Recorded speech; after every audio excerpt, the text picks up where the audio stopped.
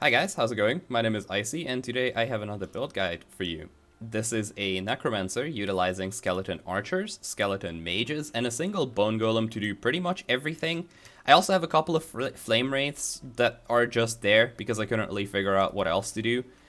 As a disclaimer, I feel like I should say this is probably not the best minion build. This is definitely not the only minion build. There are plenty of ways to play around with minions. However, I just wanted to, well, try and play a very, classic, minion build, and I feel like this is one of the better ways to do that. This build was made in solo, and it still is in solo, to simulate how it would play as a first build, or as, how it would be to start out with a build like this.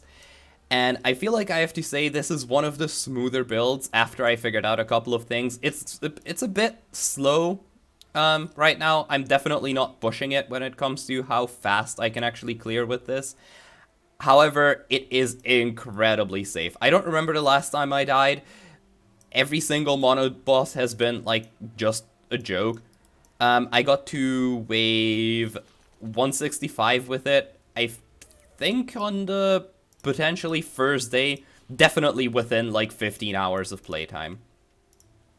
Without at that point having either my reses capped or I think I was level 74 or 75 when I did that, which minions scale off of your level, so the higher level you are, the better the minions. But I'll talk about that in a bit in the skill section of the video, which we will get to now. Alright, so for skill sections, we're using Summon Skeleton Mages, Bone Golem, Summon Wraith, and Dreadshade. For skeletons, I mostly use skeletons to apply Armor Shred and, well, to sometimes kill off a few stragglers. They do a decent amount of damage. It's nothing crazy, but they're there, I suppose. And for that, I have them spec'd in so that I can summon as many of them as possible. So I put 2 points into Unbound Necromancy, 1 point into Gravewalkers, 5 points into Necrotic Conviction, then 1 point into Hollow Walkers, then 5 points into Unholy Rage, 1 point into Lone Guardian, 1 point into Mightier Than the Sword, then 1 point into Marrow Walker. I don't know if I already said that. Then 1 point into Fire Arrow, 1 point into Multi-Shot, and 1 point into Ice Arrow. As how you should level it is you want to pick up Mightier Than the Sword as soon as possible, so that you only have archers. At that point, you want to come pick up the Marrow Walkers, Fire Arrow, Multi-Shot. You want to come down for Hollow Walkers, and then you can put the rest of the points into Necrotic Conviction. And at that point, you can probably pick up Gravewalkers last, or pick up the last few points of the Unholy Rage last. It doesn't really matter that much at that point. Summon Skeleton Mages are definitely the star of the show. I have mine set up so that they're Cryomancers, and the reason for that is this node is currently bugged for Pyromancers. And I feel like Cryomancers are generally just better because of their chance to chill, or because of their ability to chill, rather. And their ability to freeze, which is, really, really good. I don't know what the base freeze multiplier is, or the base freeze rate is for Ice Shard. So I don't know if, freeze rate multiplier would be that amazing. I tried to play around with that amulet, the unique amulet that I'll show in a bit, but I haven't really noticed a big difference. So I just left it like this. You want to put 4 points into Splintered Dominion, then 3 points into Argonautic Speed. Actually, you want to put 2 points into Argonautic Speed, and then 3 points into Grey Merchant, 2 points into Stellar Mortis, then 1 point into Order of Death, then 5 points into Gravetide to get the adaptive spell damage, then 1 point into Cryomancers, then 1 point into Frostlich, and 1 point into Frozen Tomb. How I would level them is come pick up Frostlich, basically rush Frost Lich as soon as possible, so that you have the Cryomancers. At that point, pick up Splintered Dominion, and then after that, come down and pick up Order of Death. After that, you can fill out the rest. You can like fill out Grey Merchant, the Gravetide node, whatever. For Bone Golem, both Bone Golem and Wraith are very experimental. I tried a couple of setups and I haven't really noticed a big difference between them. So I just left them the way they currently are. Probably not the best way to have it set up like this. Feel free to experiment with it. I actually, well, would urge you to do so because, I don't know, maybe there's a better way to have them set up. I currently have them set up so that they apply a lot of armor to my other minions, and that so that they actually get bigger, so that they block more projectiles, and that they generate more threat, which just means, you know, that they get attacked. As opposed to either my other minions or me, which would both be, well, not that good. I have 4 points into Amalgam of Sentinels, 4 points into Tower of Bones, 5 points into Amalgam of Primalists, 3 points into Amalgam of Mages, and then 4 points into Bone Growth. I don't entirely know if this is, like I said, the best way. I experimented with Blood Golem, didn't notice a difference. Tried Spectral Golem, didn't notice a difference. Tried Pyre Golem, didn't notice a difference. Tried to have 2 golems, didn't notice a difference. It's pretty much up to you how you want to have it set up. Then I have Summon Wraith. Once again, I have this set up because this is a solo character, so I don't have access to all of the good idols yet, or all of the best idols, I should say. This is a decent way to have them set up. Don't know if this is the best or not. Again, just play around with it a bit. These are also like a bit of the sort of like support minions. They're not necessarily, they don't necessarily do a whole lot of damage. They still do a bit, I suppose. And for this, I have 3 points in Reapers, 2 points into Necrotic Hunger, then 4 points into Wraithbringer, then 2 points into Flame Wraith, 1 point into Spirit Link, 3 points into Dawn of the Fall, and 1 point into Dusk of the Living. What you could do is you could put a couple of points into Delay the End. This means that you'll have more Wraiths up. Because the crit chance is relatively high, I suppose you can also put up put a few points into Wraith Feast if you can find some.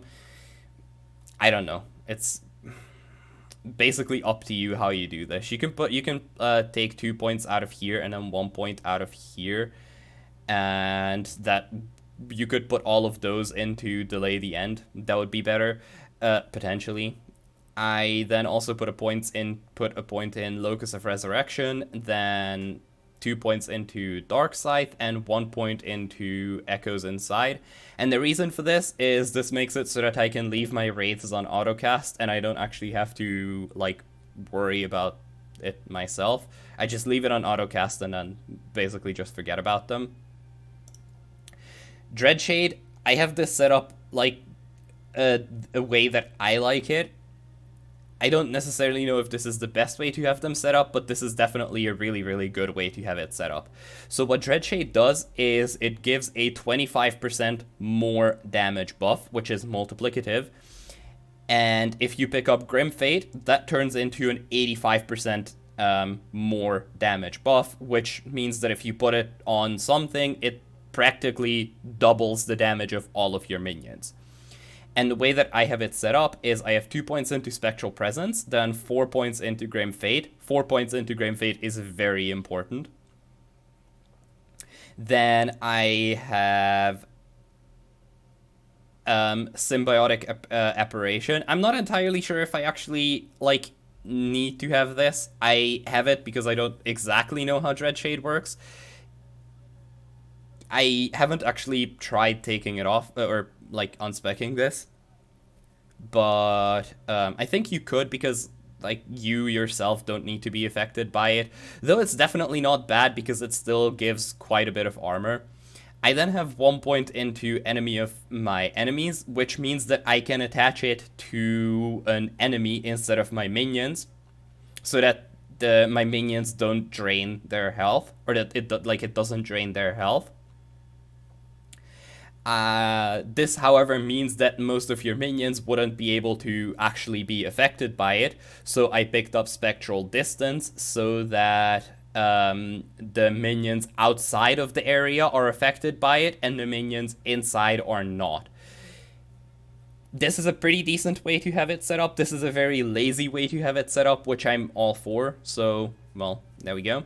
I then also have a couple of points, or 1 point into Martyrdom, which means that the armor, which means that I basically get armor per point of intelligence. I also have 2 points into Flesh of Harvest. I should take 1 point out of somewhere if I could. Or I would take 1 point out of somewhere. I think I might take 1 point out of here and put into here, because this actually works for bosses or mobs. Basically, the lower their health, the more effective Dreadshade is. So the more effective the damage buff is, which does get like multiplied. So it eventually turns into like a really, really, really strong thing to or buff to use. So I would have 2 points in Spectral Presence, like I said, 4 points into Grim Fate, 1 point into Symbiotic Apparition, 1 point into Enemy of My Enemies, 3 points into Dying Coven, 2 points into Lingering Doom, 1 point into Spectral Distance, 2 points into Wisdom of Dead, 1 point into Martyrdom, and 3 points into Flesh Harvest. As for the passive tree, I have 20 points in Acolyte and 75 points in Necromancer.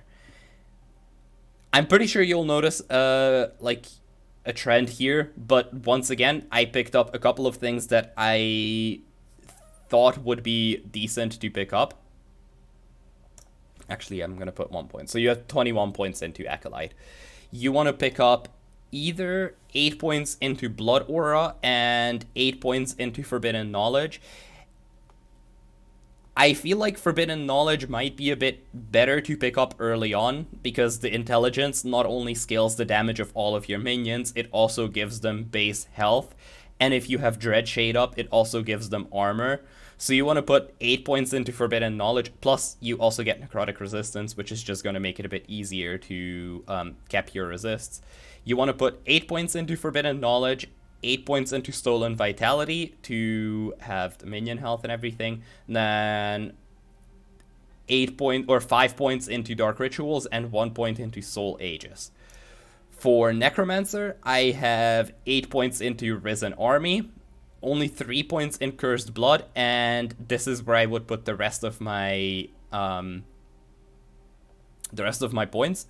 I currently only have 4 points in Aegis Fall, then 8 points in Blood Armor, 5 points in Mortal Tether, then 1 point in Unbound Necromancy to get my, I don't know how many, it's skeleton. It's an extra skeleton, is always nice. Then 3 points into Tyrant and 2 points into Tyrant's Legion to get, once again, more skeletons. Then I currently have 1 point into Cling to Life. This is, once again, also something that would be really, really good to max. I have 5 points into Frantic Summons. This increases their attack speed and their cast speed by quite a bit. This also increases your cast speed, so it's like nicer to put Dreadshade on and to summon the minions if they die, which they only really die in like very, very high end like arena. Basically above 150 they start, well, not being as tanky. Then I have 5 points into River of Bones for the extra crit strike chance and the extra leech. And, well, it's nice to have the freeze rate multiplier as well, because like I said, Cryomancers do tend to freeze a bit. Then I only have 3 points in Heresy, again something you want to max. Then 10 points into Blades of the Forlorn, crit multi, chill chance, and cold damage. Again, basically all the things you want. Then I have 6 points in Moonlight Pyre, Again, something you could max. Rite of Undeath. This is really nice because it gives you a bit of necrotic resistance, a bunch of elemental resistance, and it increases the damage that your minions do. The elemental damage increases the damage that they do, and if you pick this up, they also get a bit of like base necrotic damage. So the minion necrotic damage also scales some of the damage that they do. Not a lot, but it's something you can have. And then I have 1 point into Disciples of Necromancy. As you can see, I don't necessarily, like, I would want to sort of stay away from being like, well, this is the set in stone way to have it, like, spec'd. This is definitely not the best way to have it spec'd, but this is the way that I had the most success with. And I'm still missing a lot of points, and despite that, I still managed to get, well, basically everything done that I wanted to. For the gear section, I have 2 of these idols, and the important part is chance to summon a Flame Wraith instead, which, well, gets you Flame Wraiths instead of the usual, like, normal Wraiths, which are ranged, and in my opinion, ranged is just better. Like I said earlier, I did this on solo, and because of that, every single item is very, very, very easily achievable. I have a couple of tips when it comes to a few items. And then for other idols, you basically want Skelly crit chance, and ideally you also want apply Mark for Death on hit on one of your idols. Mark for Death is 25% reduction to their elemental resistance, or their resistances, as far as I know, which is, like, again, you know, really decent. For my items, I have a Reach of the Grave. Really, really, really good item. I got lucky and I got it dropped really early on. However, absolutely not necessary. What you can do if you're not playing on solo is make a new character, and at level 4, if you're playing on standard, at level 4, go ahead and gamble for this, for the Necromancer wand. The reason you want to do it at level 4 and not any later is obviously the refresh cost is going to be much lower, and if you do it like I did at, like, you know, above, you know, when you get to like monos or something, this shares the base with another wand, and because of that, it makes it a bit rarer, if that makes sense. So on average, if you do it at level 4, this is going to cost like between, let's say, 40 and 50,000 gold. If you were to do this at a later level, this is on average going to cost you like about 150 to 200,000 gold, which may seem a lot, but it actually really isn't. For my helmet, I have Fizz Void Res, minion health, increased health, and crit strike for skeletons and skelly mages. Instead of the increased health, if I had it, I would put skelly mage damage on it, and you want to have this on an ivory mask. Having it on an ivory mask is very important for the 14 minion adaptive spell damage, which unfortunately doesn't apply to the archers, but it does to the cryomancers and it does to the flame wraiths, so it's really, really nice. For my armor, I have Immortal Plate. I think Immortal Plate is probably the best option here because you can get up to 12% chance to receive a glancing blow, which you can just see as, you know, a 6% damage reduction. I have Intelligence, which is really important, then Vitality, Skelly Mage damage, and I happen to have the +1 Max Skeleton mod on here. I would prefer, instead of that, to have the crit chance for skeletons and skelly mages on here. I happen to have found this with that mod already on it, so that's what I'm going to use.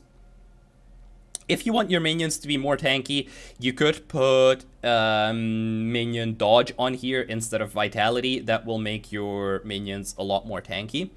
For my belt, I have necrotic and poison, minion health, set elemental resistance, minion damage, and that's pretty much it. Elemental resistance, I'm actually just capping with this and 17% from here, I think, and I also have 6% here. These three suffixes basically allow me to cap my elemental resistance. For your rings, you want a turquoise ring. Very important that it's a turquoise ring because it has minion damage and minion health already on it. You want these to be as highly rolled as possible. These roll from 5% to 35%.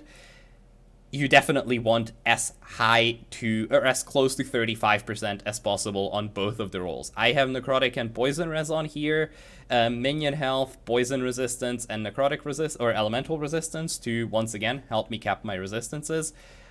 On the other ring, I have minion health regen. The regen is kind of pointless. Instead of regen, you would want dodge on here. And the reason I say that regen is pointless, all of my minions leech a lot of life. Like, they do quite a bit of damage, so they leech a lot, and leech isn't affected by health regen as far as I know. So you don't really want regen. You would, again, ideally want minion dodge on here. For my gloves, I have increased minion health, fizz and void res, minion damage and health. For boots, I have fizz and void, set fizz and void, minion health, movement speed, and a bit of health. For my relic, you could use a rare relic here. You could potentially use, I forgot what it's called. You could use the relic that has the resistances as an implicit. I used health and a bit of reduced health regen. It really isn't that bad. And I have fizz and void, minion dodge, minion damage, and a bit of health. For your shield, you probably want to use a shield, because using a shield just makes you like a whole lot more tanky. You would want to, well, I have set necrotic and poison, minion dodge, and elemental resistance. If I had another slot, I would probably put minion, if I could put minion damage on here, I'd put minion damage on here. If I couldn't, I would go with health. That's pretty much it. There is an argument to be made, by the way, for Eric's Bones. Let me see if I happen to have one. A very nicely prepared video, as you can see. Eric's Bones.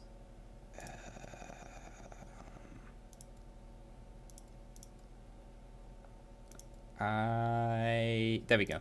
You could also use an Eric's Bones for the armor shred and the armor shred effect.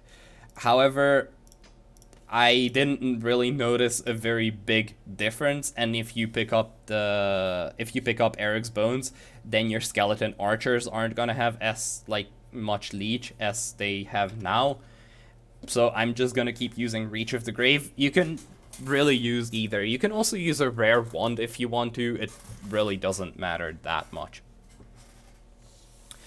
Like I said, it's a character on solo. Leveling with it was pretty decent once I actually got to the Cryomancers and once I picked up the projectiles.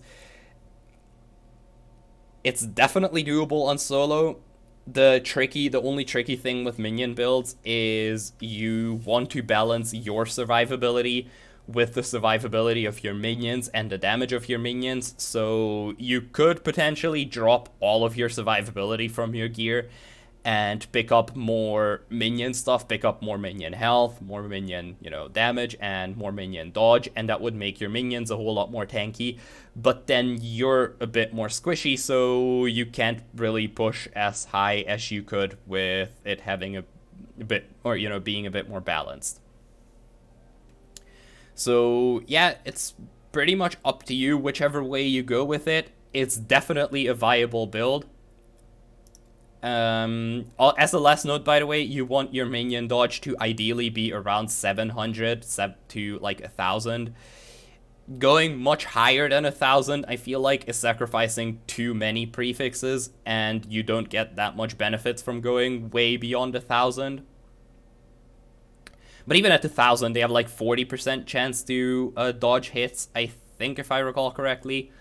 So yeah, it's sort of like it's not that easy to like sort of explain and to be like, okay, this is what you want on your items, because like I said, you want to just play around with it and balance it so that your survivability and the damage and survivability of the minions, like, you don't sacrifice either to get the other. This is definitely a good way to do it. If I had access to better gear and if I just played a bit longer, I'm sure I could push way past 165. I'm pretty sure I could push well into the 200s with it. However, with the setup I had when I had that push, it just wasn't gonna happen. I'm gonna put the last few waves at the end of the video. And I'm sure, as you've seen, I'm gonna put the boss fights in one of the corners during probably the skill section. Thank you guys so much for watching. I hope you learned something. I hope this video made you potentially want to try out skeletons or minion builds. The minion AI is a bit wonky, but it's definitely doable. Thank you guys so much for watching. Have a good one, and I'll see you guys in the next one.